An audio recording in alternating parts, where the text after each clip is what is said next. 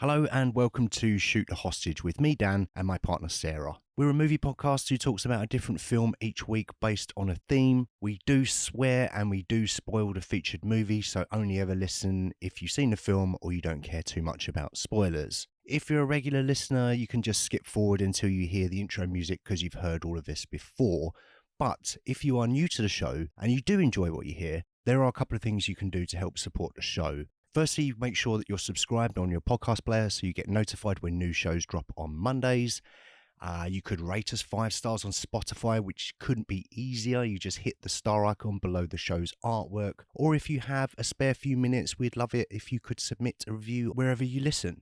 Make sure you come follow us at STH_pod on social media. We are active on Instagram, X, Threads, and TikTok. And lastly, the biggest thing you can do to help is tell a friend about the show. So that's about it. That's enough preamble from me. Over to me and Sarah for this week's episode.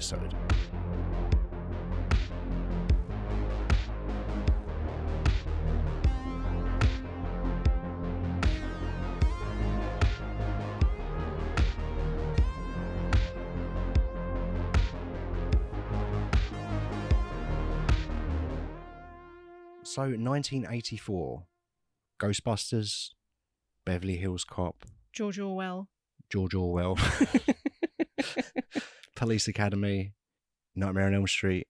Also about dreams, but that's not what we're talking about. The definitive movie about dreams, maybe. Yes. Yeah. Definitive movie about dreams. Yeah. If you can I don't know say if that. you can say definitive. Well, I'm saying it. Okay. So, but they're all movies that we could have watched instead of Dreamscape. Not that they've all got dreams in it, because only one of them has, but I chose to watch Dreamscape. Mm-hmm. You're welcome. Firstly, first time watch for you, maybe? Definitely first time watch for me. I didn't thank you, though. Not yet, you haven't, no. And I won't. I'm still waiting for it. So, written by David Lowry. Is it Lowry? Well, Loughery. I walked in your room earlier and you were watching extras on the Blu-ray and somebody said David Lowry. Did they? So I was like, I'm going to make a mental note of that because I didn't know how to pronounce it either. All right, thanks. I didn't notice that, funny enough. That's how useful that research has gone, obviously. Well, it was useful. For you, yeah. Yeah. And in the end for me. So David Lowry, you say. So he had experienced lucid dreaming one time when he was a poor writer. He was sleeping quite a lot because bored, I guess. What is lucid dreaming? So lucid dreaming is basically when you become aware that you're dreaming and then you're able to manipulate your own dreams. Oh, I've never had that. That sounds great, but also scary? Terrifying, maybe? Not if you're in control. I guess do whatever not. you want. It sounds fascinating to me. Lord knows I've tried it, but I learned about lucid dreaming when I was a kid, and I tried it so much. Did you? Yeah, I've tried it a few times during adulthood as well. Like, I just can't do it because I just fall asleep. But you're meant to like slowly kind of fall asleep, sort of push yourself towards sleep entry, but all the time sort of remaining onto your conscious thoughts. I don't know how you do it, obviously, because I've not been successful doing it, but I always just sort of go straight into sleep and then that's it. I can barely tie my shoelaces. I fall over walking in a straight line. I don't know if I could manage any of that. Sounds like a lot of effort.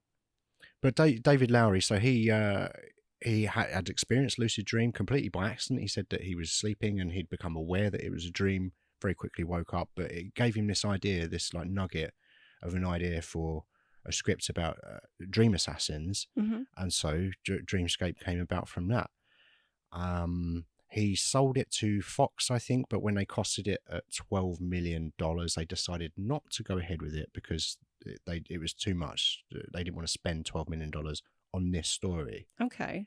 But it's interesting because they would eventually become involved with the distribution of the movie after it was produced. So, they had second thoughts, did they? Yeah, I guess they did. I'd have been like, no, you've missed your boat now, Mr. Fox.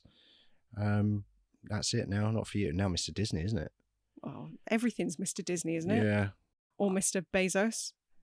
Jeff owns everything. Yeah. But just out of interest, so you say it was costed at $12 million. Was that the actual budget? No, they managed to get it done for 5 million. Wow, okay. I think the internet said 6 million, but one of the producers on the extra said, Bruce Curtis, I believe it was, said it was 5 million. So I'll take what he says at face value, but he's a producer, so he's probably lying, allegedly. Yeah, but like what happened is, I think once Bruce Curtis got his hands on it, he brought in, I think, Chuck Russell and Joe Rubin, director, and very hands-on producer by all accounts, quite involved with the creative process. But what happened is that between Lowry, Chuck Russell and Joe Rubin, they all refined the script and made it kind of what it is. Chuck Russell was a producer on this movie and interestingly went on to direct A Nightmare on Elm Street 3, Dream Warriors. Did he? Yes. Oh. And The Mask, funnily enough. Oh. Yeah, the Jim Carrey one, not the Eric Stoltz Yeah. one. I assume. When you say The Mask, my brain does tend to go to Jim Carrey, funnily enough. Or that Transformers knockoff. Well, oh, yeah. Yeah. Was that an acronym? Like everything was back then? It has to be. Of course it was. No, the only knockoff I remember was GoBots. I don't remember GoBots. Oh. So interestingly, this was over here in the UK. I've got the second sight Blu-ray, which is very nice, and there's lots of extras on it. But it's a 15 over here, 15 certificate. Now, in the States, when it was released on the 15th of August, 1984, I was exactly 2 months old, so I didn't see it at the cinema. But this was the second ever movie to receive a PG-13 rating by the MPAA. Do you know what the first was? I don't. It was Red Dawn. Oh, okay. Was that the reason. Charlie Sheen thing? I don't think I've seen it. Maybe Swayze's in it. Yeah, maybe. I think it was. Some... It was like a Brat Pack adjacent kind of a cast. Was it? I believe so. I don't think I've seen it. I think I must have seen the reboot with Chris Hemsworth. Oh yeah, that's dreadful. Which is garbage. Yeah, obviously. Yeah, so I thought that was interesting. This second movie to ever get a PG-13 rating, and interestingly, Red Dawn was released just 5 days before Dreamscape as well. So proper close together. Dreamscape was shot in February 1983, released August 15th, 1984. So a nice period of production there, and I think they needed it because there's quite a lot of visual effects work in this. Yeah. You laugh, you chuckle. Why you chuckle? Because I'm not even thinking about visual effects. As soon as you said that, I'm just picturing David Patrick Kelly with a snake face. Yeah, that's my lasting memory. Saying, "Daddy, I'm sorry, Daddy."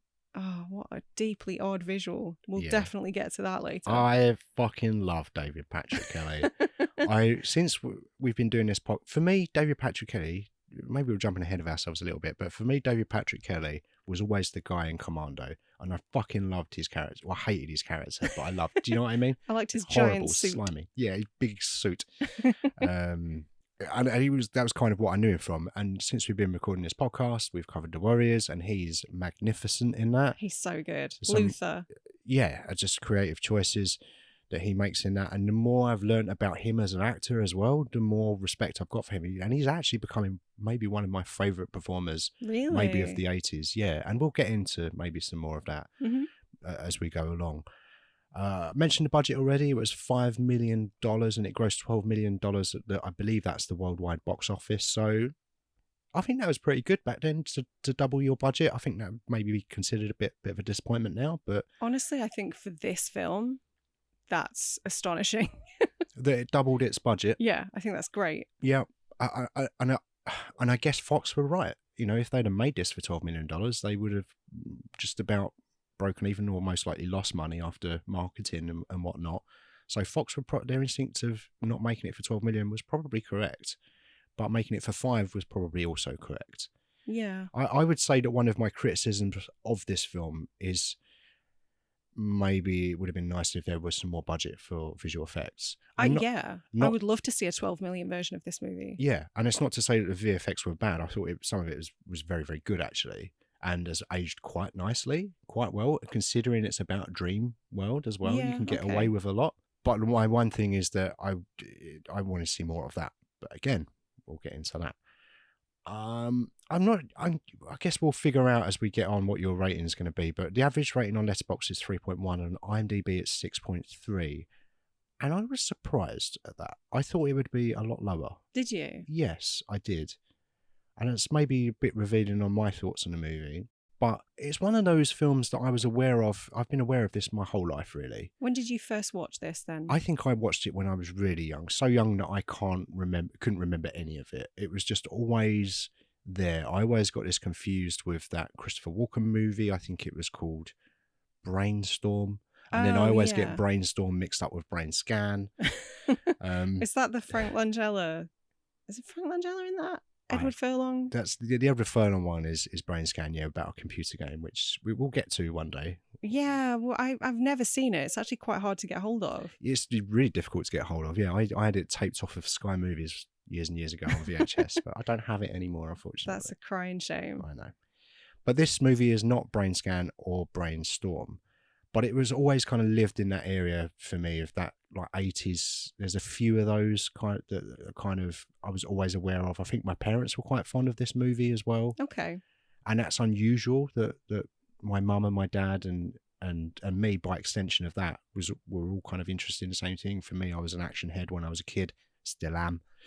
And my dad liked quite a lot of that sort of thing too, like Mad Maxes and sort of brutal action and satire. So it was unusual that there was a movie that kind of interested all of us. How would you pigeonhole this? Is it just straight sci-fi or? That's tricky, isn't it? I think it's a mixture of a bunch of things, and that's maybe to its detriment. Again, okay. I think it's a sci-fi, it's a horror, it's not comedy, but there's probably more comedy than there should be for this type of movie. It's got some beats that are a bit like capery. Yeah. There's a hint of romance in there as well. I'm not sure I would call it romance. I think they were going for a hint of romance. I would call it sexual assault. I would agree with you. I don't know. I don't know if I could pigeonhole this. I would guess sci-fi horror is the easiest thing to put this in. What do you agree with that?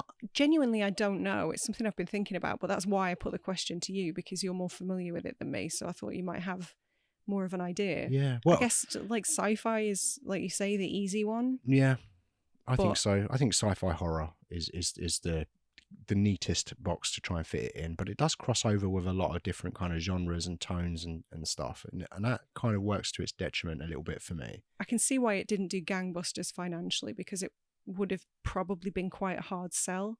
Yeah, definitely. I can see that. Like, who's it for? It is kind of one of those questions. Well, you, I guess. Well, I saw it when I was a kid, but I remember nothing about it. Like, I was so young that I may as well have not seen it. Okay. I just remember it being part of the conversation in the house. That's what I'll say on that. But when you watched it this time, did it all come flooding back to you? No, not at all. I don't remember any of it. Oh, wow. And there's certain bits with the snake and stuff that you would think I would remember. Yeah. No, nothing. I remembered nothing. That would have haunted my nightmares when I was a child. You would think I would have at least remembered the saxophone as well. Oh my God. What is with the 80s and saxophones? I don't know. I think Dennis Quaid asked if he could play the saxophone because he wanted to play the saxophone. But like, I can name 3 films off the top of my head in which characters play saxophones, and they were all in the 80s. Lost Boys. The Lost Boys, obviously. This, St. Elmo's Fire. Yeah. That's it. Yeah. What is with the 80s and the obsession with saxophones? I don't know. It was a curious choice. There was a period of time where everybody was under the impression that they were quite a sexy instrument. And I hope we've all come to our senses now. It did. The one thing that I like about the saxophone being in it is it did lead to that David Patrick Kelly scene where he's blowing on a saxophone and he's just not breaking eye contact with Dennis Quaid, and it's magnificent. That was probably one of my favourite scenes. I think it's my favourite scene, yeah. Anything with David Patrick Kelly is my favourite scene in this movie, like by a long shot. I think obviously there's some good actors in there, but I think he outshines everyone in this. Do you know who I think is like a more modern version of David Patrick Kelly? Obviously, David Patrick Kelly's still kicking. David Patrick Kelly will always be David Patrick Kelly. But yeah, but he's still working, still acting. I'm not trying to take anything away from him. But do you know who gives me like David Patrick Kelly vibes now? I've got someone in mind. Who are you thinking? Ben Foster.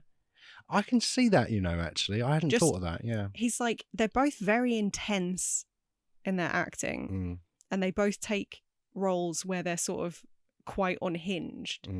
Like obviously Hell or High Water, which we covered, Alpha Dog. Ben Foster is just Yeah. off the deep end in that one. Pandorum, which is in with Dennis Quaid. Oh, there we go. Yeah. Everything ties together.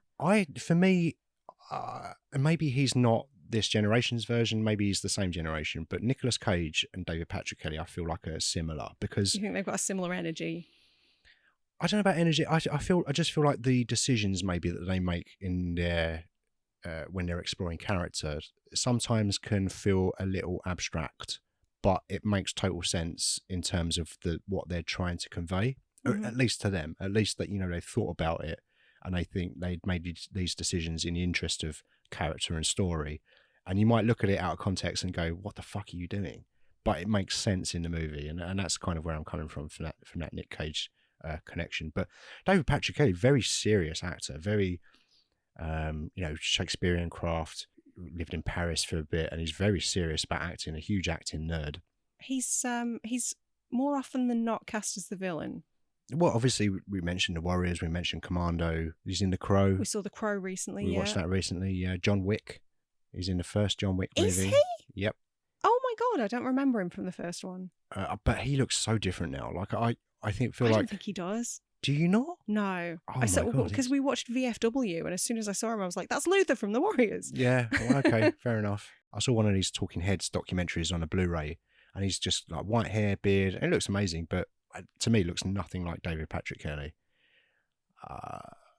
David Lynch. He worked with David Lynch on Twin Peaks. Yeah. Which I haven't seen, or I've seen some of it when I was young and didn't like it. But Chris Mulkey was in Twin Peaks as well, who was also in this movie. Oh, okay.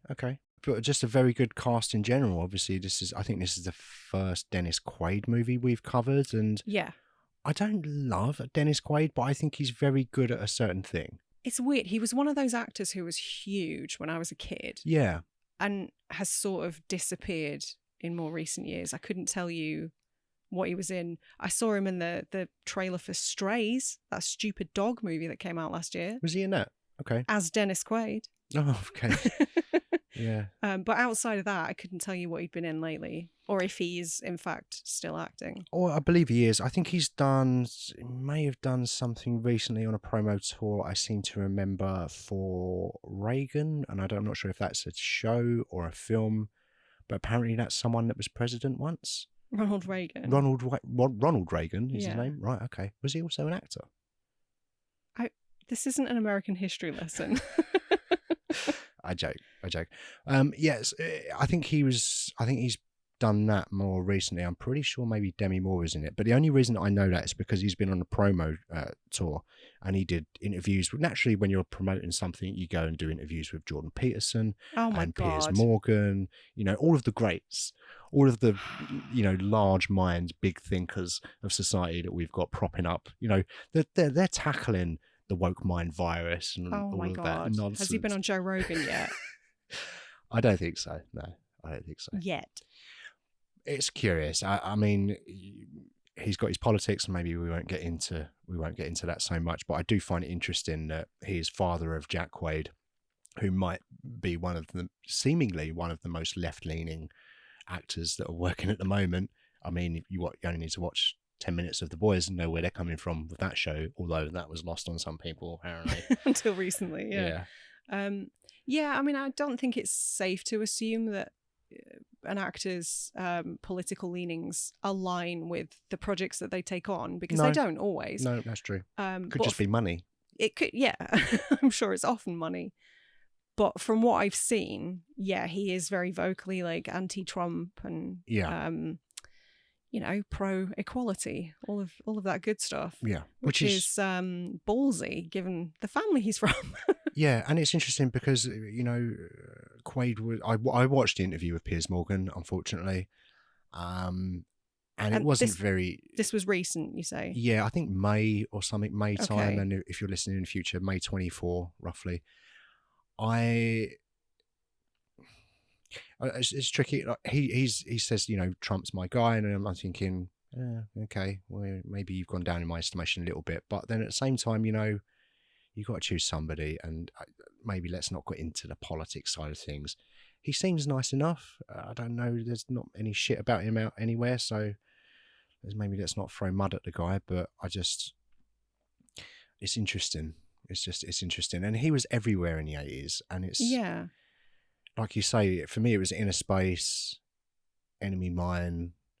And then he sort of came and went for a little while. He popped out of not existence, but he wasn't in the limelight for a while. And then he came back with things like Day After Tomorrow and Frequency. Oh, yeah, Frequency, I remember. And then he went away and then he came back. And I just feel like he just sort of... Was he in one of the Jaws movies early days as well? Maybe. Was Jim Caviezel in that? Jim Caviezel, yeah. Are they... Do you know what? It wouldn't surprise me if they were mates and Caviezel was just like, I've been on Peterson. You should go on Peterson. Probably. Was Jim Caviezel on Jordan Peterson? Yeah. Oh, no. Promoting the Sound of Freedom. I know, like, and that was kind of my point, is that I wasn't sure whether I was going to bring this up or not, but I have. And it's not like everyone that does interviews with Piers Morgan or Jordan Peterson are automatically bad people, because that's just not true. That's too black and white thinking, and that's not going to be true of everyone. But I do look at people that they've interviewed and go, yeah, they're mostly shitheads.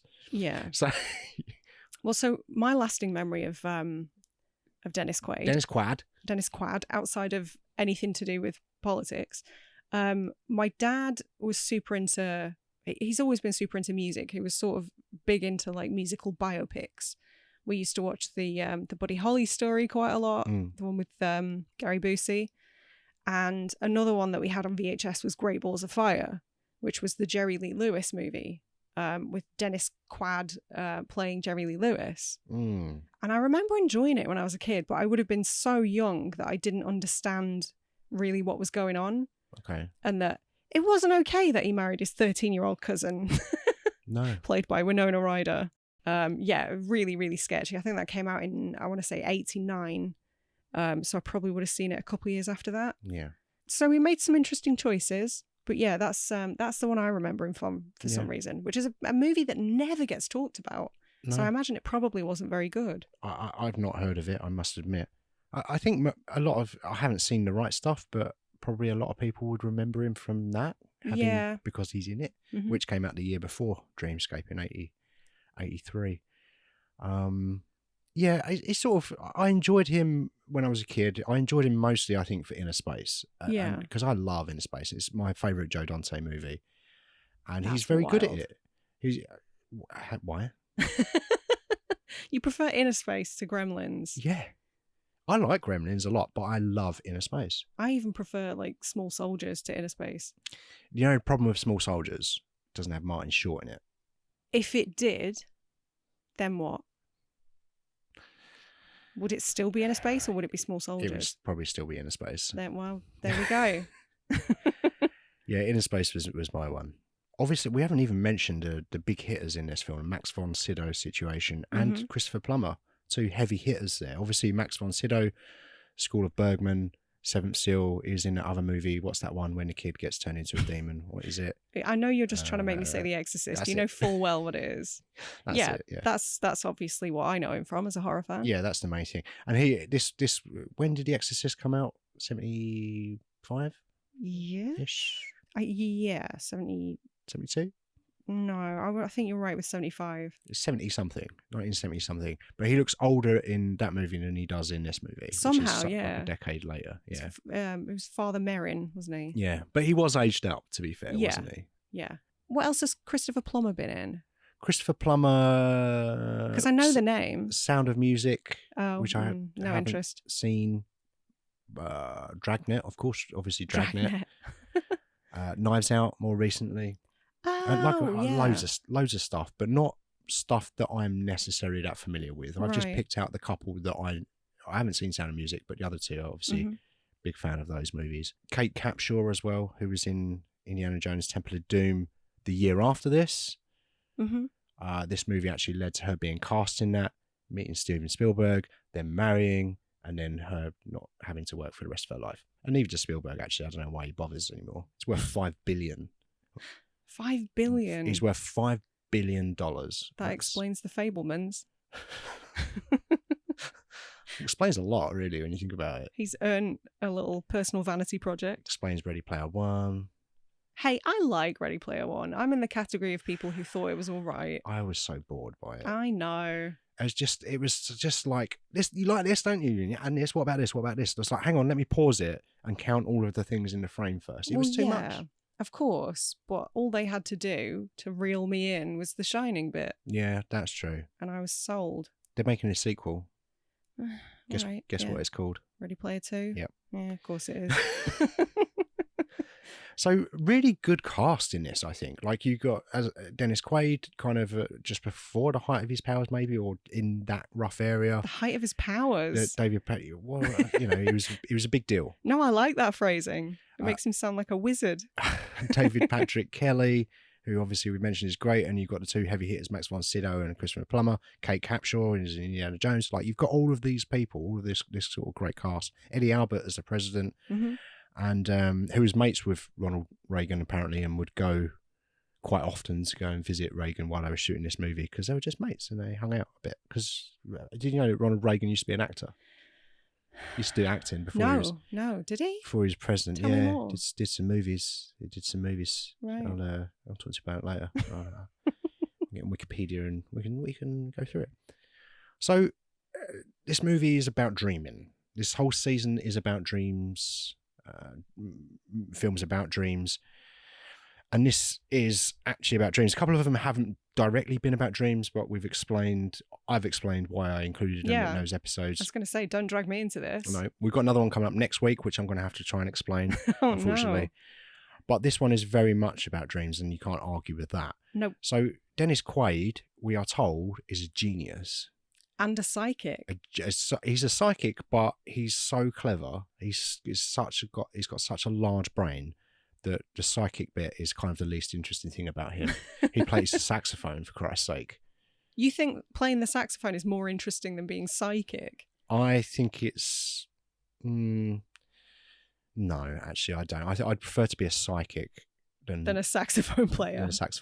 A mediocre one at that. Yeah. It was such a weird scene. Yeah. He just gets back into his flat and starts playing the saxophone. Casually. Sit down. Does the eyebrow raisy thing, wobbles his head a bit like David Gray. It's like, no, mate, what are you doing? But yeah, so Alex is a late 20s something guy. I guess so. He's kind of been on the run for about a decade, we figure out, because he was being tested on by Paul Novotny, who is Max von Sydow's character. And then he's just kind of been on a run for about a decade and become a bit of a con artist, winning, because obviously he's a psychic. So what do? You go and put bets on horses. Yeah, of course you do. So he's been sort of doing that. And we're introduced to this character who's being pursued by people that he's conned, and also people that are trying to bring him back into this sleep research program, which is run by Max von Sydow. And he is brought back into that. But what is Paul's plan for Alex, do you think? I haven't got a clue. I'm unclear on a lot of this movie. Okay. Well, because I was trying to figure this out, because obviously there are things that happen in the film, and Christopher Plummer's character, Bob Sinclair, I think his name is, he is the villain of the film, and he kind of steers the ending of the film into where it ends up. But I just wonder what Paul's original plan was, because as far as I can tell, he wanted Alex to come back so they could continue their research, number one, and also they're just providing therapy for people. I don't know what the hell's going on. What sort of facility even is this? Well, I bring it up because what happens is when Alex goes to the facility, they put him in the dream machine. He sits in a chair. And he's connected to another person, and then he goes into their dream and he figures out what their issue is, and he tells Paul what their issue is. Oh, it was the couple, wasn't it? Yeah, but they're therapists. Oh, yeah, of course. So my question is, what's wrong with just regular therapy? It doesn't cost millions. I could have figured out what that guy's deal was. It was obvious. You see him straight away. Beautiful wife, punching above his weight. Is that the phrase? Punching above his weight? It is. He's punching. I don't love that phrase. No, whatever. This guy might have had a sparkling personality for all we know. Probably got a huge dick. Or he's just like massive. Like he only had one leg, but he had a pair of trousers on. One of those legs was actually his dick. Was it? Yeah. But I just thought it was a very elaborate plan to essentially just give people therapy. Yeah. I thought that was odd, but I guess, it's set up, whatever. It was the 80s. Yeah. Experimental. And we get quite a lot of Alex and Alex's character, and he's a bit of a wise ass, which doesn't really work too much in this film. I like a little bit, but there's a bit too much of it, I think. I think one of the things that grated on me was that he was way too old to be that precocious. Yeah. I was struggling to kind of age him. Well, I like I said, late 20s. I hadn't grown up then either, to be fair. I think he needs to give his head a wobble, personally. What does that mean? Give your head a wobble. Yeah. Sort your fucking life out. Is Yeah. that what I mean? All right. That's what it means in Southern, yes. All right. Yeah, he was just a bit annoying, wasn't he? Yeah. Understatement. But he had abs and he could play the saxophone, so let's get Dennis Quaid. We can get Randy. No, let's get Dennis. No, nobody wants Randy these days. Jesus. But Randy Quaid actually started acting before Dennis Quaid. I didn't know that until recently.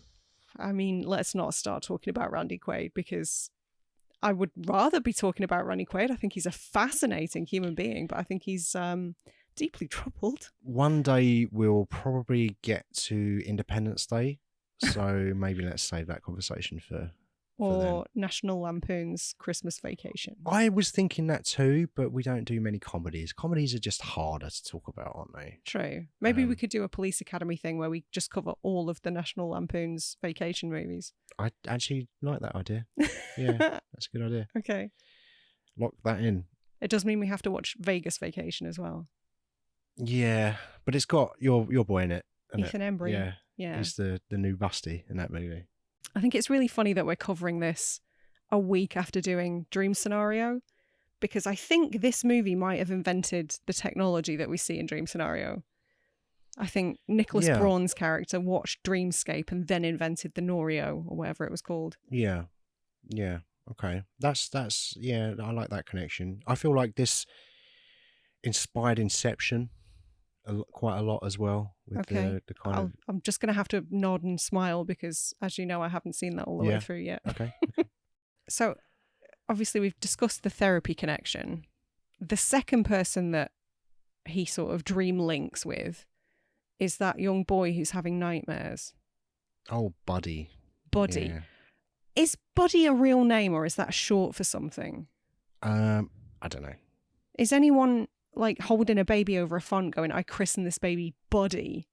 Holly? It's got to be a shortening, right? Holly? Buddy Holly? Buddy...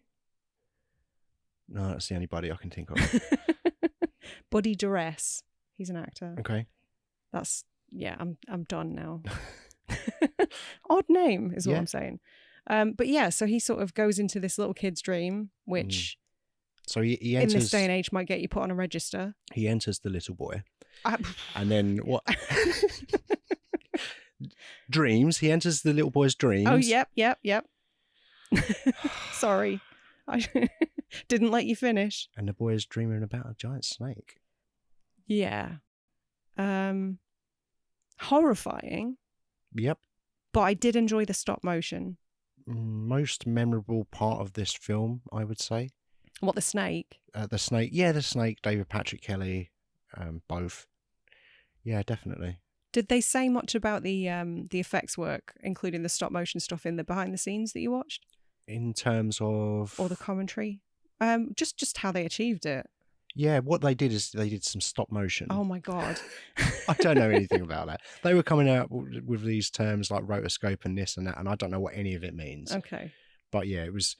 I know that they used a mixture of stop motion and a guy in a suit, and then David Patrick Kelly in a suit, and they because I was going to say, like, the stop motion stuff I always imagine is going to be quite small, but so there must have been like a mix of styles and maybe some forced perspective. Yeah, there would have been some forced perspective in it, yeah, for sure. In all of the dream sequences, I think there were two main ones. There was that one with Buddy in like halfway through the film, and then the one towards the end of the film, and then it's peppered throughout, but it's more the president's dreams that you see. I love a bit of stop motion.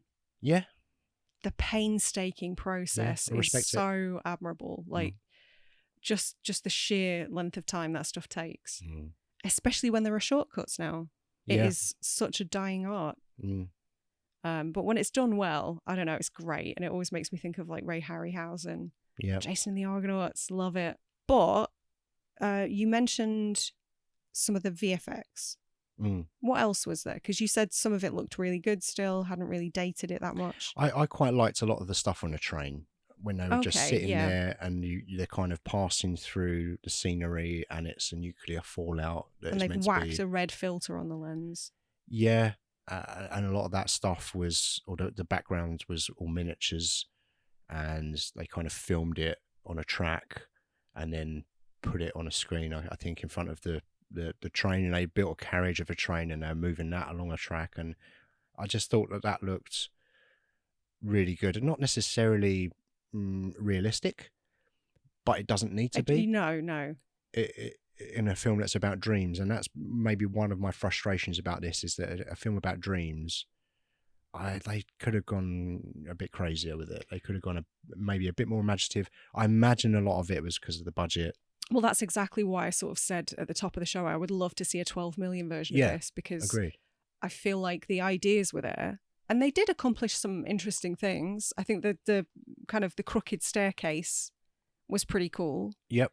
I don't know how much of that they built and how much of it was just sort of like a mirror situation. Yeah, I'm not sure, but that looked great. Yeah. That was really cool. I don't know. It's a funny one, isn't it? Because I do admire what they achieved. I think they did a really good job on a lot of the effects. And even though I appreciate all that and admire it, it's not enough to sort of make me enjoy the film more because of it.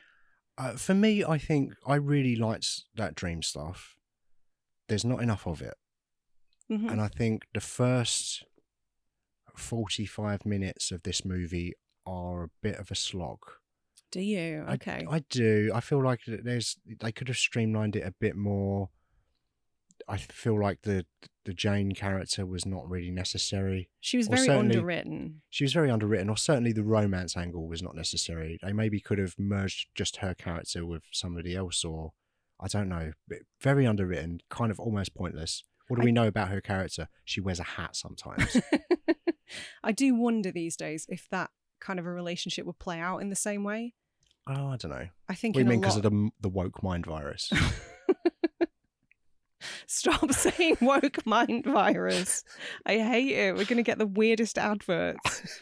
I don't know. Just in the scope of like in the 80s, 90s, even 2000s, anything involving like a heterosexual male and a heterosexual female character, they had to introduce some sort of romance angle. Yeah. When it was completely unnecessary. This is a sci-fi movie.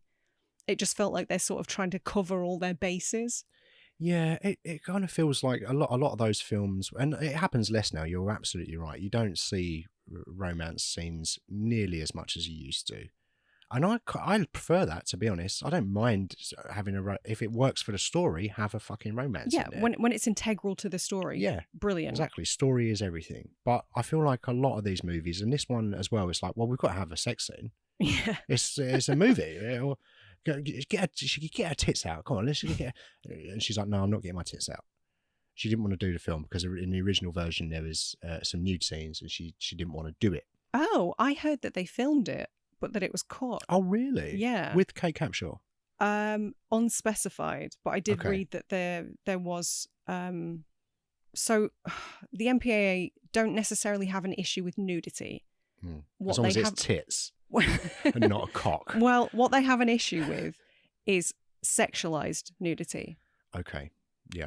So like somebody in a shower, not as big a deal as two people going at it, you know? Yeah. In the MPAA's eyes anyway. Yeah. So I did hear that there was something filmed that was then yanked from the final edit. Okay. I hadn't heard that. But yeah, she had her reservations about doing it. Well, yeah, of course. That's Mrs. Spielberg. Well, she wasn't then. She wasn't Mrs. Spielberg then.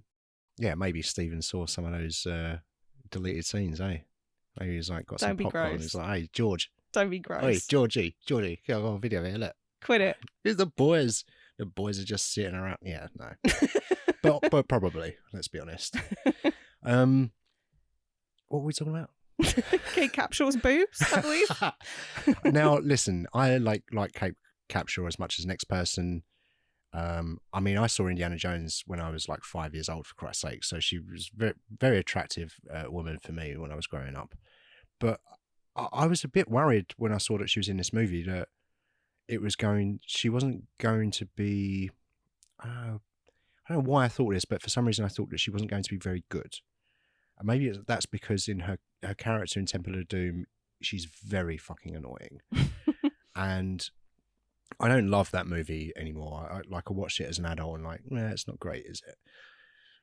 But her character is very bad in that, and I was kind of worried about her in this. But I thought she actually was good. She was very underwritten, like you say. But with the material she was given, she was great. Yeah, agreed. And I was very surprised by that, pleasantly surprised by that. And maybe, I did say let's do away with that character, but you could just write it slightly differently and have more of that character, but more of an integral role. And just have their relationship be platonic. Why not have it platonic? It would still have been as interesting, if not more so. They're just mates. Yeah. Whatever.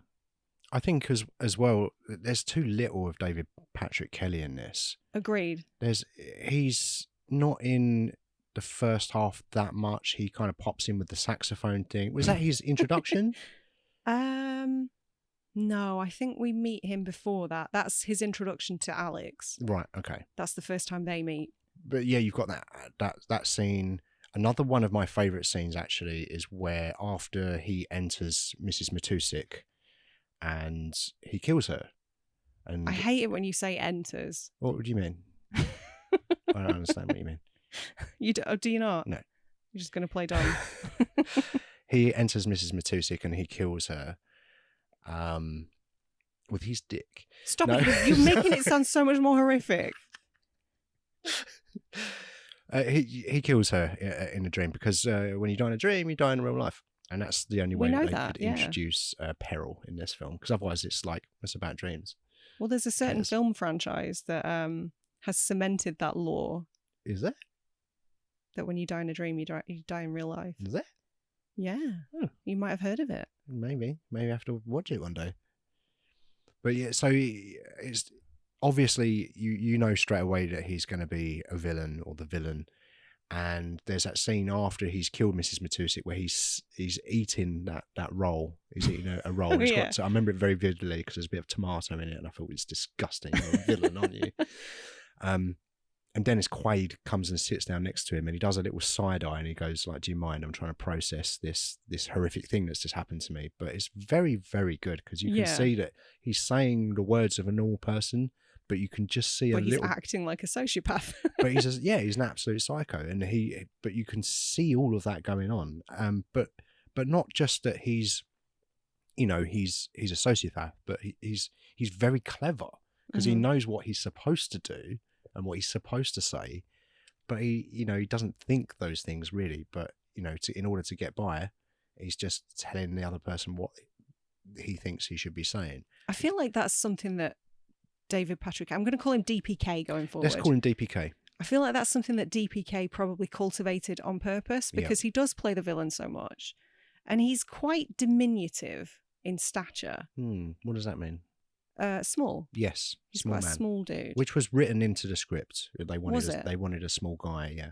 But I think that's why he's so perfect for those roles, because he's not physically threatening. So he sort of has to compensate with his facial expressions, his intensity, and he really, really does that so well. He's so good at playing a villain. He's again, go back to Commando, but he's very good in that because you just hate that character, and that is what you're meant to hate that character, and he succeeds. And I would love to know what sort of research he did for that, because I listened to a podcast interview with him the other day when I was doing some gardening and got sunburnt outside, but it's the whole thing. I shan't go into that. Nobody needs to hear about me putting Nivea on your back.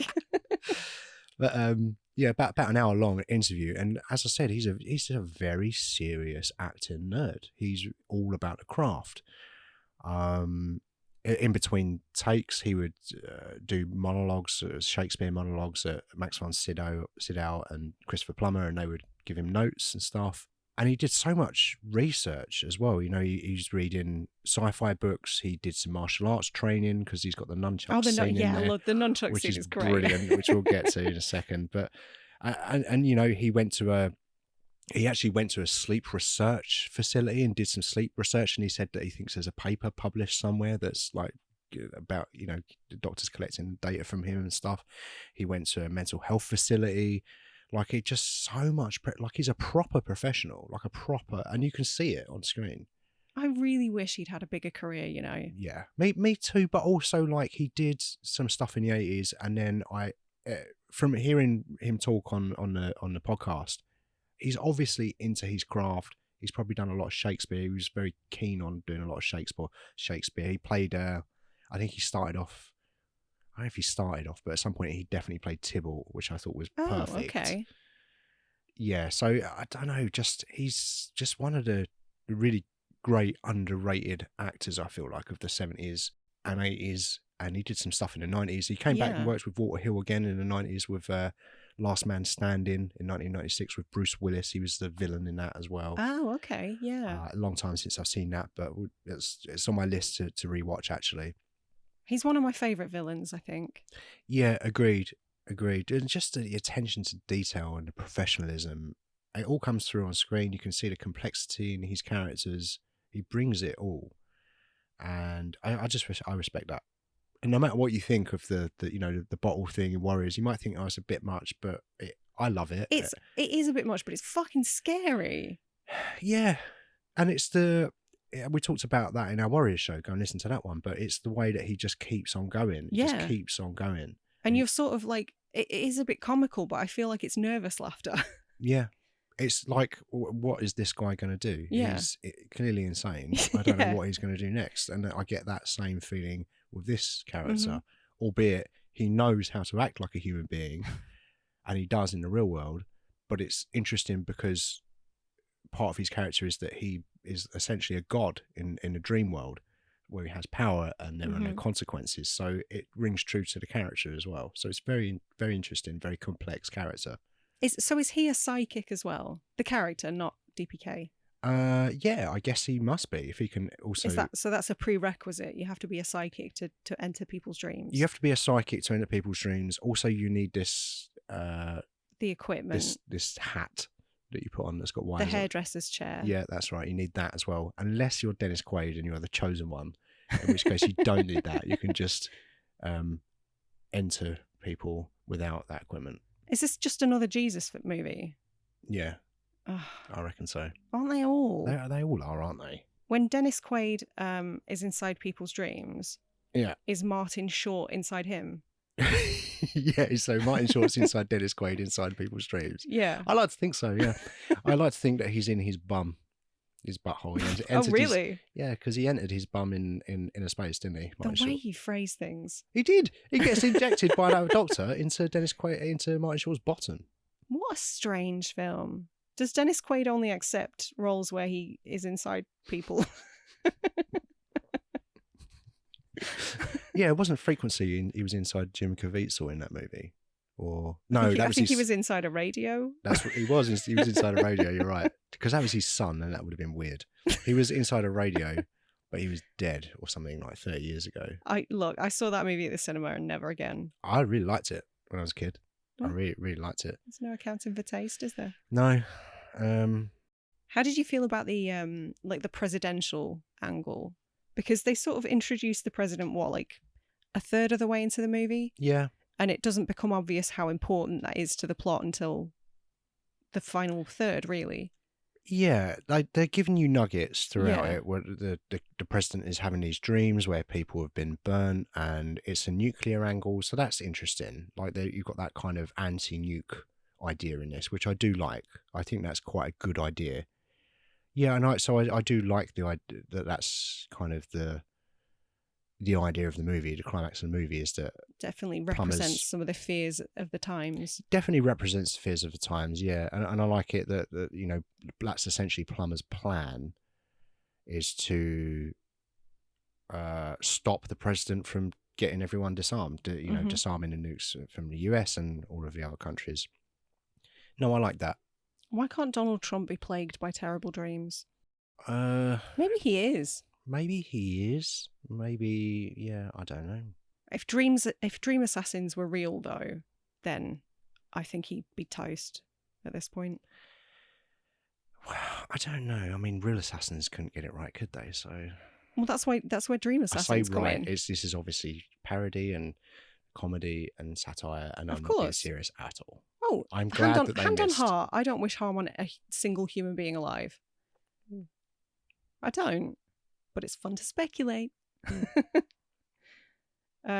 Yeah, so there's a weird section of the movie where they try to bring Dennis Quaid on board for evil. Oh, yeah, Plumber's like, you're going to have to work for me or you're going to be a dead man. Yeah. And he's like, nope, I'm jumping out the car. Uh-huh. Mm-hmm. Yeah, and they talk to him about like the whole dream assassin angle, and he's like, nah. Yeah. He's not above vehicle theft, though. No, he's not, because as soon as he jumps out of the car, he nicks that sweet motorbike, doesn't he? Scrambler. And then we get a really odd chase out of nowhere. Yeah, it's weird. And I enjoyed the chase. I thought it was actually done quite well. I did too, but it felt like it was from a different movie. It didn't work in the film. Yeah, it was, again, like the sex scene. We've got to have a sex scene. So, well, we've got to have a chase. Yeah. It was odd. Like, apparently they hired the cars and they didn't tell the rental company that it was for a car chase on a movie. Oh, Jesus. Yeah, you actually see Dennis Quaid on the bike as well, and there's that bit where he's riding off and it wobbles a bit, and I don't know if that may not have been him because it was shot from the back, but just front stuff, you see him riding that bike, and it's pretty great. And they do a sweet jump. But it is odd. I hated the sweet jump, I'll be honest. It was so weirdly convenient. And oh, look, he's just falling into all of these bales of hay that happen to be sitting there. Well, not only that, it's like, well, why has someone built a ramp?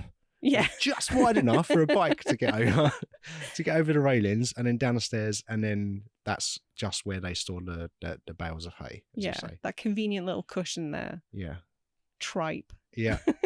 the bloke whose motorbike that Alex stole is voiced by the director, Joe Rubin. It's like, hey, that's my bike, or something like that. Oh, okay. Like acting. Like, he's giving notes to actors. He's like, look, this is what you got to do. He's like, look, I'll show you how it's done.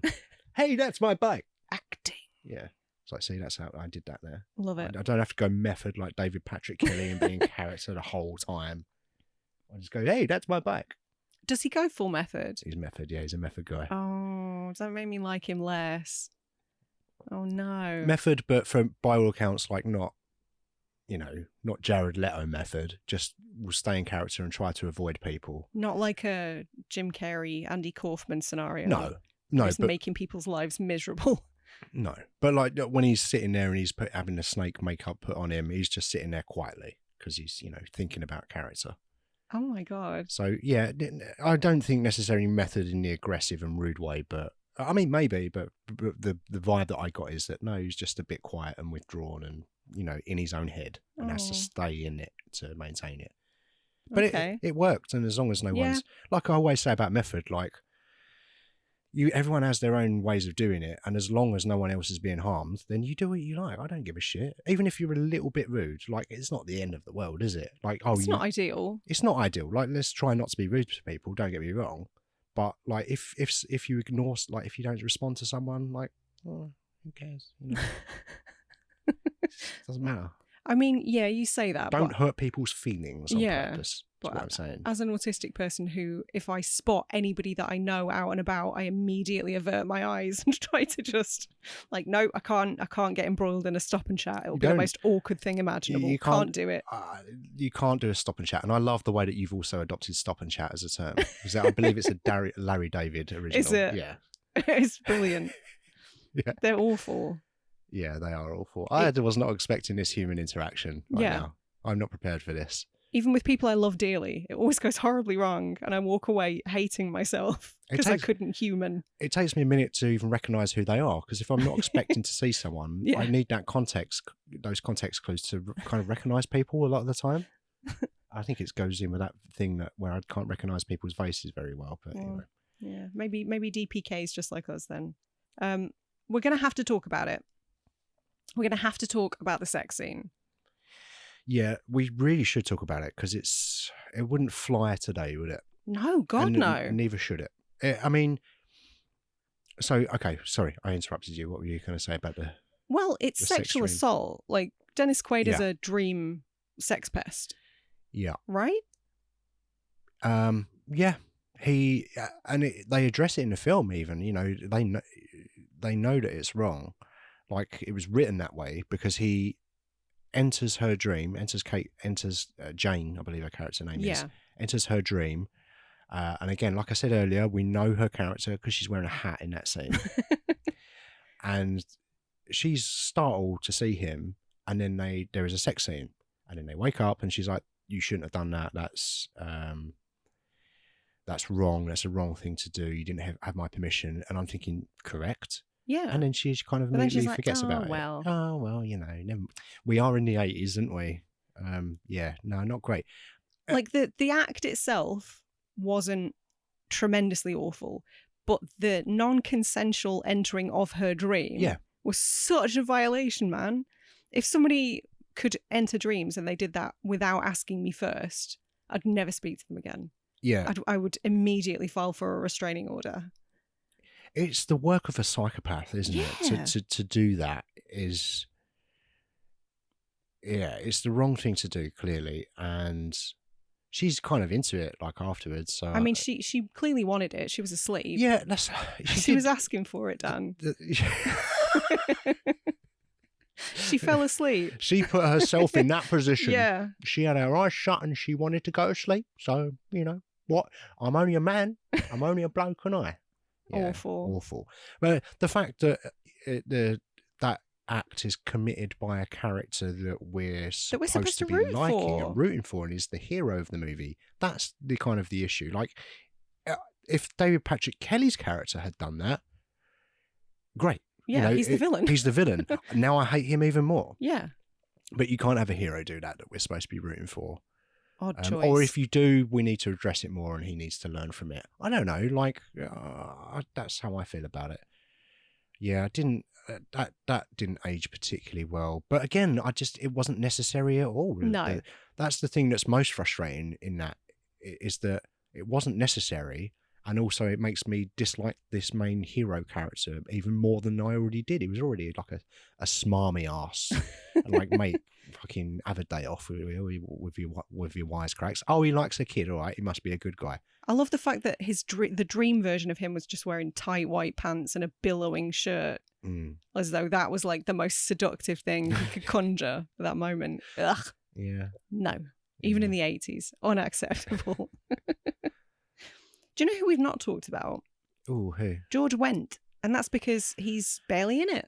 Yeah. I thought that I saw him pop up and then he wasn't in it for ages. And I thought, where did George Wendt? How long have you been sitting on that? Be honest. About 36 hours. Wrote it the other day, Tuesday. I don't think he's really necessary in this movie, this character. He's in it and I enjoyed seeing him. Loved your work in Space Truckers, George Wendt.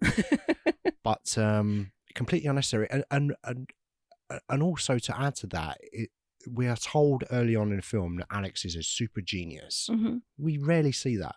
Why does he need the help of a shitty horror author who apparently was supposed to be like a riff on Stephen King? Oh, yeah, no doubt, because Stephen King is the only person that's ever written a horror book. Yeah. Especially in the 80s. And if I was having the sort of problems that Alex was, Stephen King is the person I would want to go to. You would think, I'm having some issues with dreams here. Who writes about weird shit?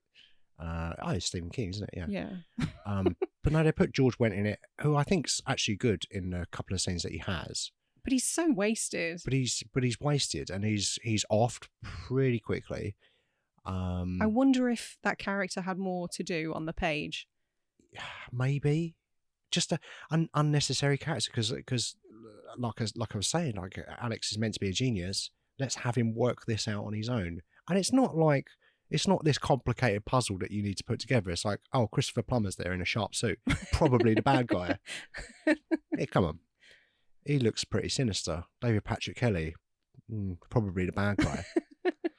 Well, George Wendt and DPK at least got their reunion in VFW. They did, didn't they? They did, yeah. That's due a rewatch, actually. Mm-hmm. Enjoyed that. And John Kreese is in that, isn't he? Yeah. Martin Cove. And Slang. Loads of people we Slang's talked in about it, on the podcast. Of course, yeah. It's all the old favourites. Martin Cove. Is it Martin Cove? Yep. John Chris. I believe he's got a podcast with his family called Kicking It with the Coves or something. Of course he has. Everybody's got a podcast now. Yeah, but he was in Karate Kid, you understand? So I do understand, he yeah. kicked people. Yeah, in the I face. get it. It's yeah. clever. It's smart. Very clever. I haven't listened to it. I'm sure it's great. But yeah, so George went. He went pretty quickly from this movie and was an unnecessary character. Let's be honest. How do you feel about the culmination of this movie, the climax, and Tommy finally getting to let loose? Yeah, I mean, it was. I think by that point it was maybe a little like too little, too late, maybe. But again, DPK. Loved seeing him leap onto the train. And chuck some nunchucks about. The nunchucks was, again, trained to use those nunchucks. What a revelation. And it was magnificent work. And he is, again, the whole time just staring intensely into Dennis Quaid's eyes. And I would love to have been Dennis Quaid in that situation. Both times with the saxophone and the nunchucks. What was he thinking? Like, he must be thinking... and this guy's, because he seems pretty conservative and pretty so he must have been thinking this guy's a loose cannon. Well, what is this guy going to do next? Too much of a wild card. Yeah. Can't deal. And I love it, but I feel like maybe Quaid might have been nervous about that. I don't know. Intimidated. But he outshone Quaid completely in this movie. And actually did make that scene quite intimidating, despite the nunchucks looking like they were made out of cardboard. They probably were made out of... They were a bit Blue Peter. Yeah, I mean, rather that than him hitting himself in the head and killing himself with nunchucks. Well, of course, yes. But I'm just saying these days they would be like foam, right? Yeah, I guess they would be foam, yeah. Not two loo rolls stuck together. But yeah, very good in that scene. The jumping onto the train, which was his idea. Of course it was. Apparently. You've got another Freddy Krueger connection. He does the knives in the fingers situation, which is an interesting crossover there because this is the same year as Elm Street as we've mentioned. So parallel thinking there, yeah, very very interesting. And he pulls out someone's heart with still beating heart, which interestingly, I think Cape Capshaw only does movies where people's hearts are ripped out through their chest. Oh, yeah. How weird that you can find all these like coincidences throughout people's careers. Strange. But again, the climax, DPK makes it with the snake stuff because he'd seen the picture that Quaid had drawn earlier of the snake and gone, he's afraid of that. I'm going to turn into that later. And maybe I would have enjoyed it more if he was also responsible for the nightmares of the kid. Maybe there's a way to connect all of these moving parts. I feel like a bit better. Could have been done a bit cleaner. Some of it feels quite disjointed and disconnected in some way, and you maybe could have had him being a more integral role to everybody in the film. And him being more of the villain role. I enjoyed Christopher Plummer in it, but you didn't really need a face for the organisation, I don't think. It could have just been David Patrick Kelly's had orders from somebody to do this thing. I don't know. But I loved seeing him in this climax and him controlling the dreams and his attitude of, I can control everything here. And clearly, God complex or whatever you would call it. Yeah, great. And the effects work was really good. Really good at, like, you can tell a lot of people worked hard on this for a long time, and it does show. I just wanted more of that stuff, and that's definitely a budget thing. Yeah, I'm inclined to disagree on the whole when DPK is like half Tommy, half Snake, when he's sort of like mid transition. Yeah, awful. Okay, and I'm not saying the effects were bad, but it's not intimidating in the slightest. It just looked kind of goofy to me. Yeah. And it really sort of pulled the rug out. I thought it looked okay until he said, "I'm sorry, Daddy." I was like, okay, I'm out now. This is a comedy at this point. That's, I think, is that a meme? Can we make a meme from that? You can try. We can try. Did you know that Kevin Costner was offered the role of Tommy? No, I didn't. And I'm glad that he didn't do it. Well, he turned it down because he didn't want to do a supporting role, which is sort of in keeping with everything we talked about in our Waterworld show. Yeah. Yeah. And that he's a bit too serious and takes himself a bit too seriously. And Yeah. like, I don't know, man. I don't think he fits. No, he wouldn't at all. Anyway, like this film did not call for Wet Kevin. No, at all. No, and he would have tried to make it his own movie and hijacked it. Was it Kevin Reynolds? I think when he was directing, I don't know if it was when he was directing Waterworld or Prince of Thieves, that he said Kevin Costner should only be in movies where the director is Kevin Costner.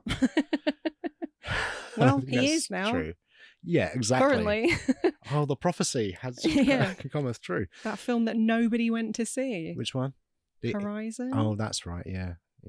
So we did talk about this a little bit, and we haven't done it for a little while. How do you feel about recasting this movie if it were to be rebooted today? Well, watching a lot of the extras, the audio commentary, Bruce Curtis, the producer, really wanted to get a reboot of this off the ground, which I think was recorded around 2016.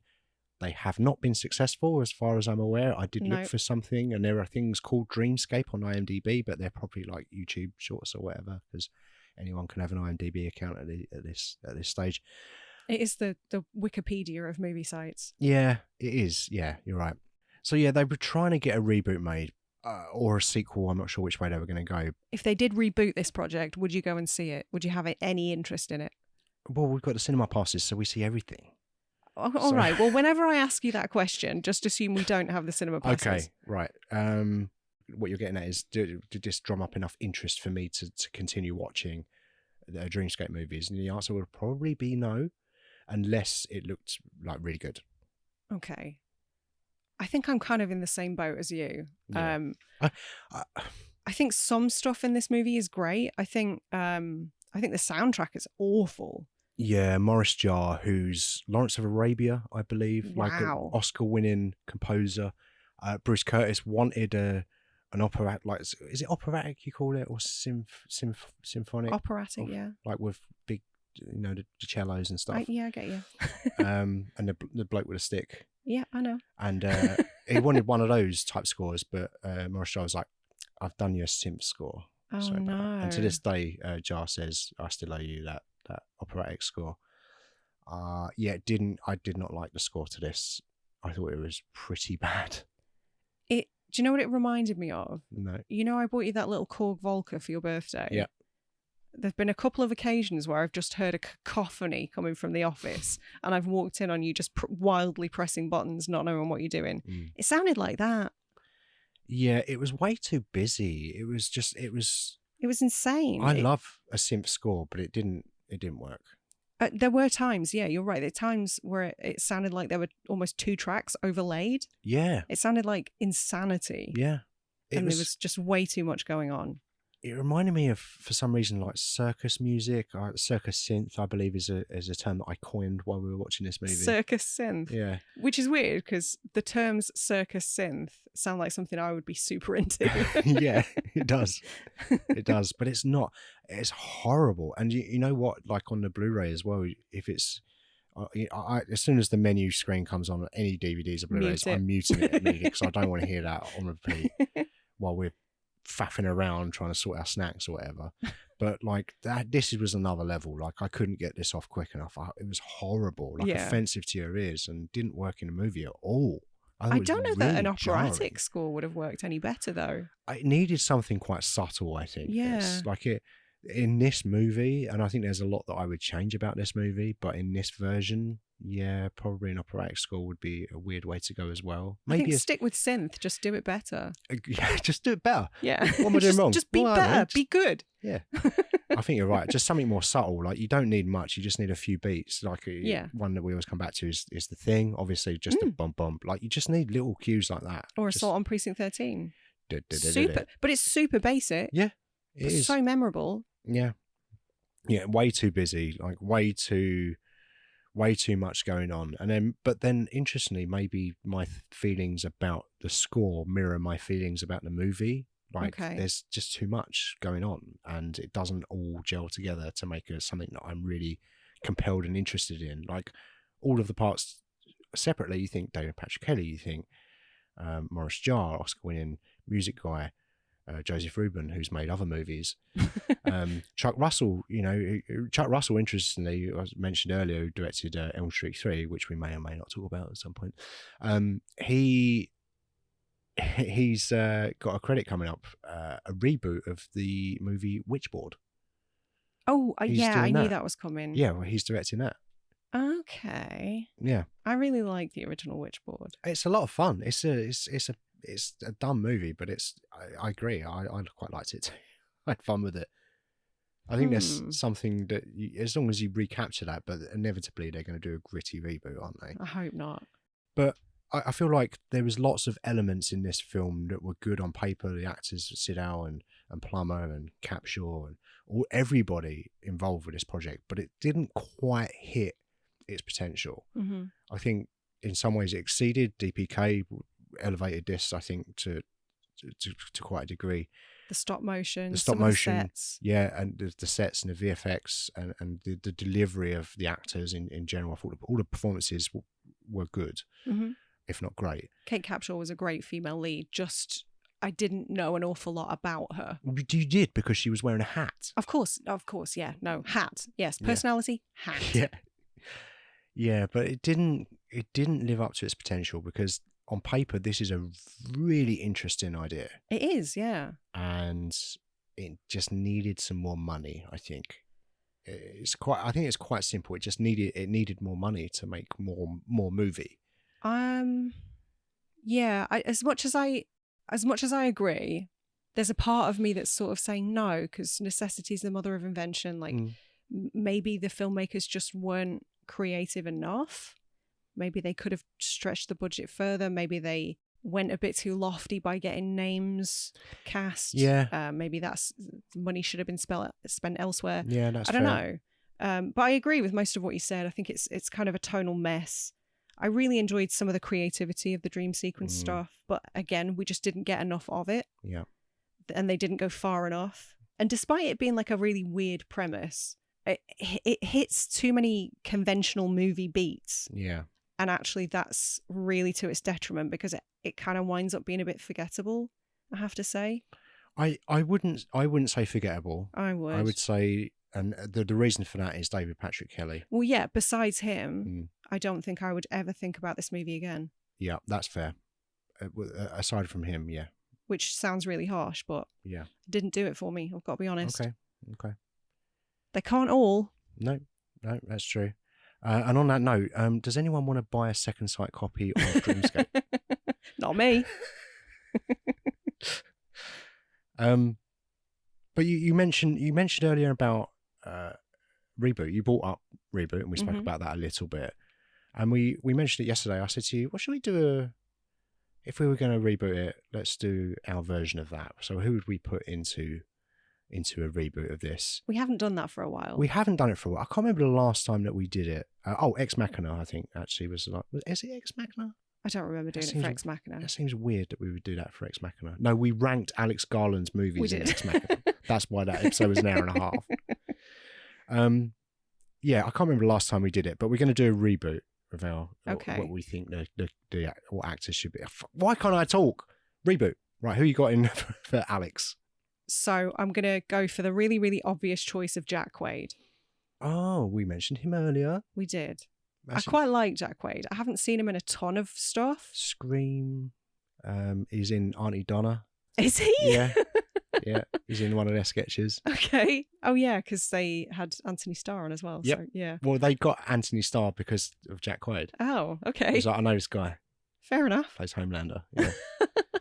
So, yeah, obviously everybody's familiar with his work on The Boys. Yep. He was in a movie called Tragedy Girls, which I really enjoyed, but never gets talked about for some reason. Yeah, I think he would be a decent Alex. I think he could sort of bring the charm of Dennis Quaid, but do away with some of the smarm. Yeah. Yeah, okay. I can see that. What about you? For Alex? For Alex. Right. I think I must be suffering from this fucking woke mind virus, because I'm casting Elliot Page, and it could be because we're currently watching season 4 of Umbrella Academy. But there's a couple of scenes in that where Elliot Page is really delivering some lines, and there's like some real raw emotion behind what he's delivering. which has been really refreshing to see because he wasn't given a great deal last season, if I remember rightly. No, Nate, I think you're right about that. And I was thinking about this as well. Like there would be some interesting. You could maybe do something to do with identity, like exploring identity in the. This is a reboot I'm doing, and you could maybe explore some areas of identity. And I'm not necessarily talking about gender identity, just that Elliot Page would have something to draw from to be able to breathe life into the Alex character, and that's it. And it'd just be nice to see Elliot Page as a leading man in a movie. Why not? Let's fucking do it.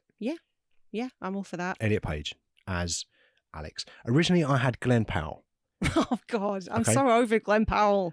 I could take a bit more Glenn Powell, and I really like Glenn Powell. But the reason that I changed my mind is I thought it was a bit obvious, and it maybe would be a bit too close to the actual Alex. I wanted to do something quite different.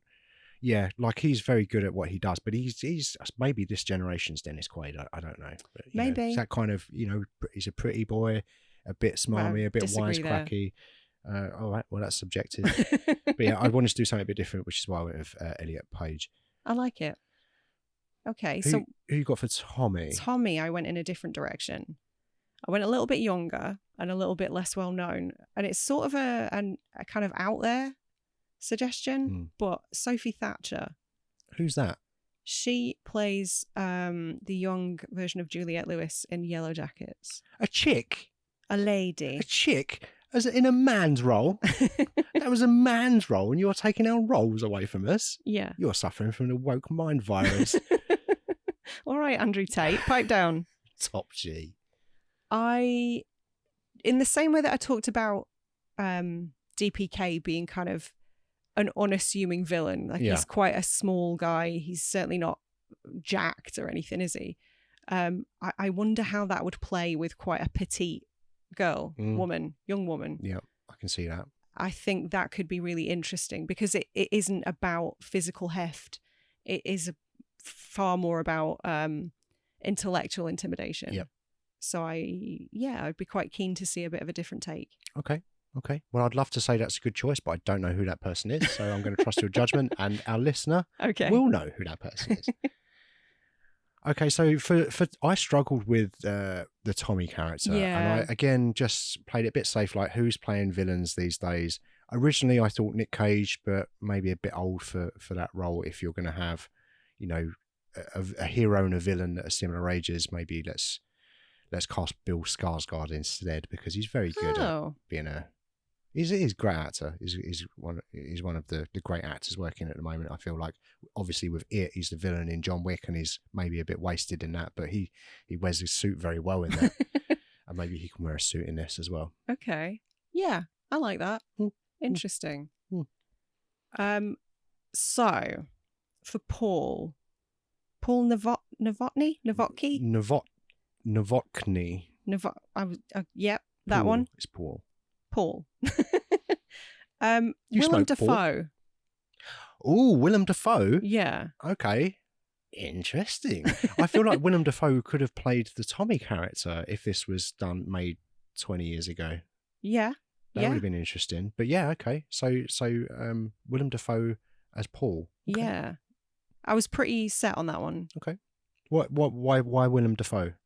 Because he does good guy or bad guy very well. Like, he's not an actor that I look at and immediately know what he's going to bring to any one character. Yeah. So I think he could bring a bit of ambiguity to a sort of semi-villain. Yeah. Well, Paul's not really a villain, is he? Well, no, you know what I mean, he's corrupted, and that's kind of the point. But that's sort of what I'm saying. He could bring that sort of nuance. He's not an actor that leans one way or the other necessarily. Okay. Yeah, I can see that. A bit unpredictable. I guess for my casting of that character, I read him more of a good guy. Obviously he was corrupted, but I just played it quite safe and thought Denzel, because you can have a nice kind of friendly uncle kind of character, but also determined as fuck, like very intellectual and clever. Which is some would say that those two words mean the same thing. But I like to just emphasize these things sometimes. Yeah, I'm putting Denzel in there because I just like seeing Denzel in stuff. Yeah. You know, I think I'd kind of forgotten how great he was until you sort of sat me down and made me watch the Equalizer movies. Yeah, he's great. Yeah, absolutely brilliant. I like that a lot. So Bob. Is Bob the true villain of the Beast? I guess so. He's the guy pulling the strings, isn't he? Yeah. So I guess it's because we recently watched The Crow. We've already name checked it in this episode, but I went for Michael Wincott. Michael Wincott. Yeah. That's such a random choice. I love his voice. Love your work in Metro, Michael Wincott. Please be in our movie. Oh, well, we've covered a Michael Wincott movie before, haven't we? Yeah. Yeah. Nope, yeah. Yeah. Interesting. Okay. I did not see that coming. Yep. I like to surprise. And you say because voice? I enjoy his voice a lot. Yeah, it's a good voice. It's one of the greats. Yeah. What about you? Well, for Bob, I didn't go with Michael Wincott. Well, it would be funny if weird. I did. Yeah. Also, Michael Wincott. That would have been a really strange coincidence. Right, let's stop this podcast and go buy a lottery ticket. I'm gender swapping Bob. I'm making Bob, and I was thinking, because Max von Sydow, I keep pronouncing that wrong. Max von Sydow, and Christopher Plummer. Huh?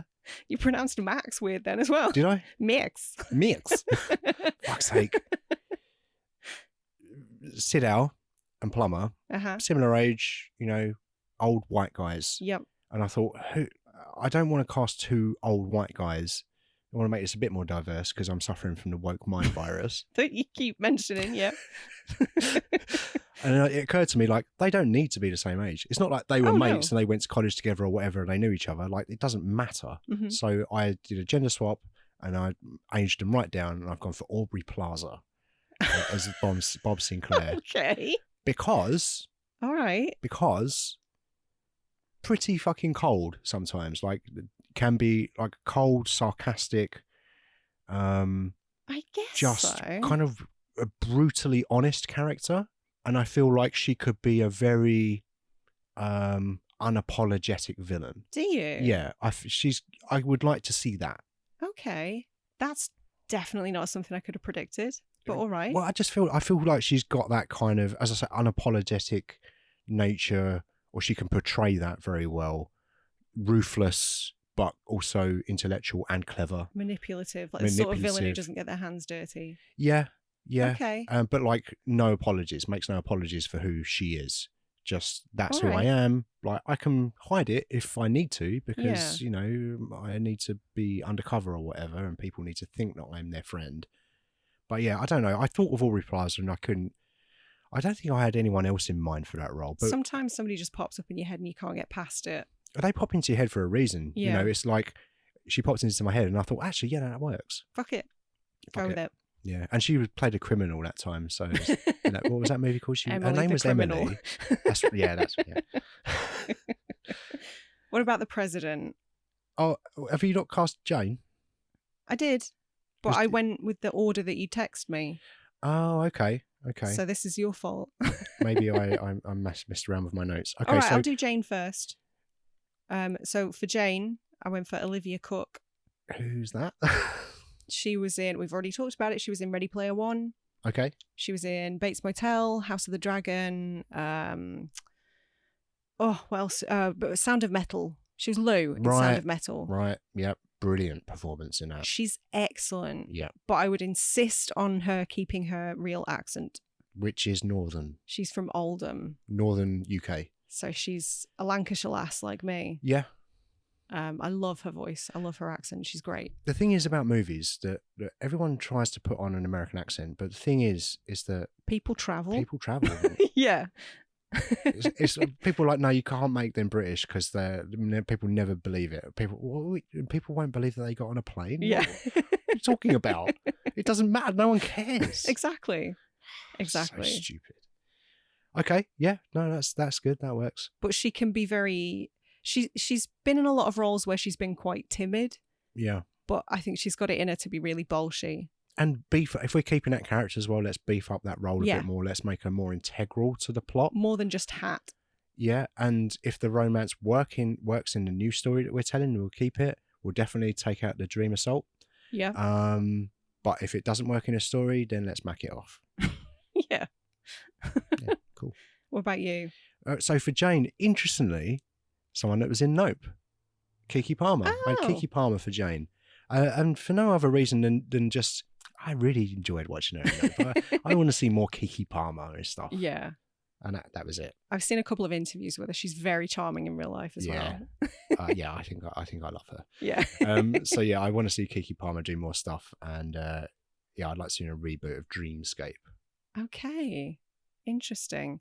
So we're down to the president. We're down to the president. Yeah, I'll say mine. Okay.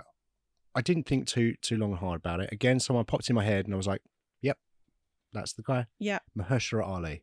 Oh. Just he's not in it that much, but I feel like he, with very little screen time, he can deliver a performance that you just think that's very dignified, regal character, knows he's got good principles, and he can probably deliver that with a couple of scenes without too much effort. And that's it. That's my thinking behind that. It's really funny because we went in a very similar direction for the president. All right. And I also went for Wesley Snipes. An actor. No. I also went for an actor who I sort of went for presence over everything else. Yeah. Sterling K. Brown. Oh, okay. I like that. Can I have your one? Okay. Yeah. I love him. Yeah, I he's think great. He's brilliant in everything. I need to see him in more stuff. I've only seen him in a couple of things. I think, was it The Predator? And more recently, we saw him in American Fiction, and he stole the show in that. Wasn't he in that Mark Duplass movie? Biosphere, yeah. If you haven't seen Biosphere, go and watch it. You will not predict where the story goes, I guarantee. No spoilers here. But Mark Duplass and Sterling K. Brown are amazing in it. Cool. Great, yeah. We haven't done that in a while. I enjoy doing those. It's fun. We should do those more often. Maybe we should say like at least once a season. Okay. We should do them. I don't know, maybe someone will write in and go, I fucking hate it when you do reboot casting. Don't do it. Maybe. And then that'll just make me want to do it more, I think. Or if you've got your own recasting list, message that as well. Yeah. We want to hear it. Yeah, let us know. So, moving on to next week. So next week marks episode 6 of our episode 6 of Dreams. Mm-hmm. And we're talking the 13th Floor. So we're returning to that noir world. It's yet another one that I've never seen. You've not seen that one either? Nope. Okay. I procured it on DVD very recently. So we have a nice DVD, I think, with some extras on it, hopefully, that I'll be able to consume. A little bit of a loose connection, again. I'm used to it now. In terms of Dreams. But it fits with some of the other things I've been discussing. And there's, it works. It works for me. And that's all that matters, really. I don't care about anything else. Fair enough. Did I say the name of the movie? Yeah.